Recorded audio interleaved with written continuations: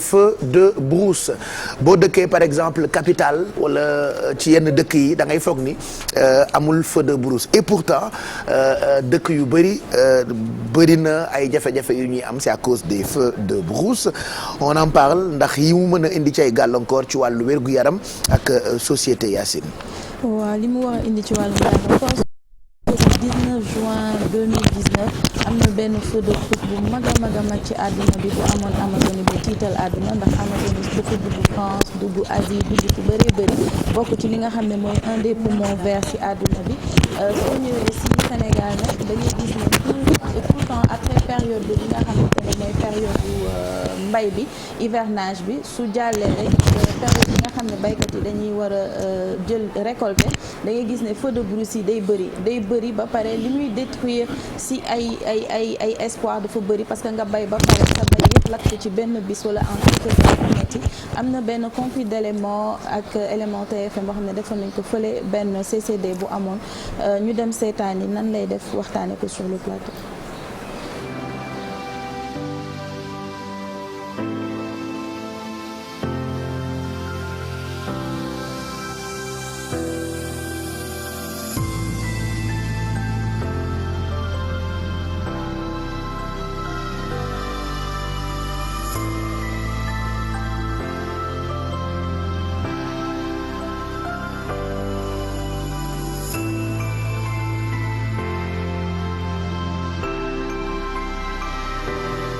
L'année passée, nous avions 25 cas de feux de brousse dans le département pour 4700 et quelques hectares brûlés. Donc comparé à la campagne 2019, nous avions 20 cas pour 5000 et quelques hectares brûlés. Donc nous avons enregistré une légère baisse en fait des superficies brûlées dans le département. Et comme cette année, il a beaucoup plu, donc nous avons beaucoup d'herbes en brousse. Donc nous prenons les devants d'ores et déjà pour un peu discuter avec les populations et l'ensemble des partenaires. À défaut d'enrayer le phénomène des feux de brousse, continuer dans des proportions moindres en fait ce fléau au Sénégal. La mise en place des comités villageois de lutte contre les feux de brousse. Ensuite, l'encadrement des mises à feu précoces par le service des eaux et forêts. Et comme troisième recommandation, nous avons demandé à ce que très rapidement, la seule unité d'intervention dans le cas de la lutte contre les feux de brousse des eaux et forêts soit réparée. La principale difficulté, c'est l'absence d'unité motorisée de lutte contre les feux de brousse. Le département disposait en fait d'une seule unité, d'une grande capacité, donc qui est tombée en panne depuis bientôt plus de 2 ans. Au-delà de ça, donc nous avons des comités dormants, j'allais dire, parce que c'est des comités qui n'existent que ce nom. La plupart ne sont pas.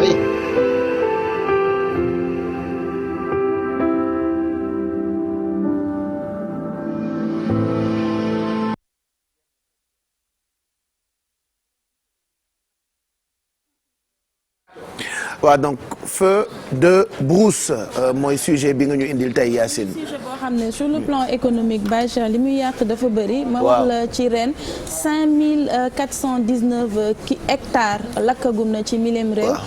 ci loo xamante ne mooy tapis herbacé bi ñu am fii ci Sénégal donc nag tey am na benn comité bu taxaw sax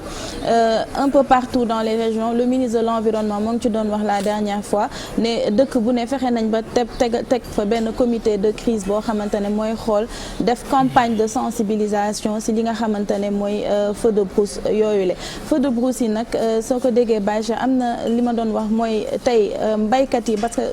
bëri na ci fan yi passé ñu bëri ñuy taxaw di ñaxtu di ci jooytu parce que tey nga bay sa mbay ba pare mu jóge fële ñëw lakk li nga xamante ne moom nga bayoon non seulement sur le plan économique mais détresse bi muy indi kenn xamul nu mu toll donc ñuy faral di ci gis ay conséquences yu bëree bëri léegi nag li ñuy faral di wax mooy sur le plan sécurité feu de brousse li nga xamante ne tey mën na koo éviter mooy ay pare-feu mooy su fekkee ne tey da ngay bay nga yor sa ay hectares diggante fépp foo xam ne da nga dafa war a am li nga xam ne mooy ay allées je pense que am na benn image bu nekk ci kii bi allée yooyu Baye Cheikh mooy tax tey su feu de brousse amee maanaam sa tool commencé di lakk su demee ba ci allée boobu nga xamante ne espace la diggante la bu ñuy séparer ci partie boo bay ak beneen partie bu commencé dafay tax su fa lakk-lakk bi accès day arrêté dina éviter li nga xamante ne mooy tool bi yëpp lakk. Actuellement soo gisee li nga xamante ne mooy ministère de l'environnement def na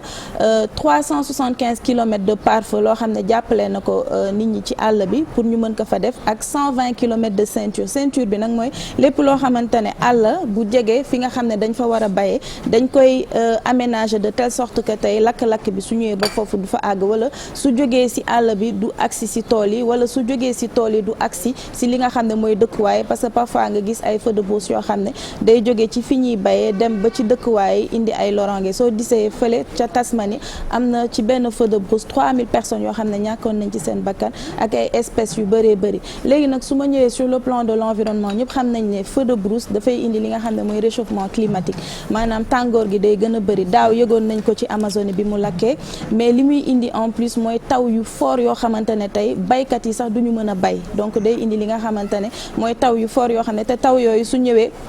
lépp loo xamante ne suuf la day indi li nga xamante ne da koy yàq parce que dafay def li nga xamante ne mooy raxas suuf si ba gàncax gi wala ferñeent yi nga xam ne nekkoon na ci suuf si du mën a évoluer comme il faut beneen bi ci des mooy sur le plan économique sànq wax naa ko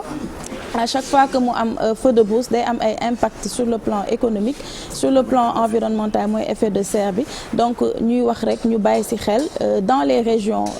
gis nañ nag ren ñoo ngi ciy liggéey bu baax a baax parce que le commandant des eaux et forêts Dame Diop bi nga xam ne moo nekk Koumpentoum nee na ren fexe nañ daal ba fépp teg nañ fa ay comité de crise li ci war mooy dem nañ ci rajo communautaire yi ñoo ngi wax ak population parce que tey soo dëkkee ci àll bi am na noo war a xamee ne tey su amee alerte wa nga ko taxawee am na aussi sensibilisation ñoo ngi ko siy def ci nan la ñuy tey feu bi su tàmbalee rek laata muy nekk li nga xam ne mooy feu de brousse nan lañ ko war a mën a fayee liggéey boobu yëpp ñoo ngi ci ñuy wax rek ñu gën ci bàyyi xel ndax feu de brousse dañuy faral di wax ne il faut l'implication de tout le monde parce que conséquences yi dañ koy faral di gis saa su ne. voilà li mu mën a indi ci ay gàllankoor en tout cas bëri na donc feu de brousse ñaare day am lakk yu metti ci àll bi ci ñax yi et tout ça et mën na laal daanaka dëkk voilà li mu indi ci ay gàllankoor bëri na ci wàllu environnement merci Yacine Verdure on a préparé sujet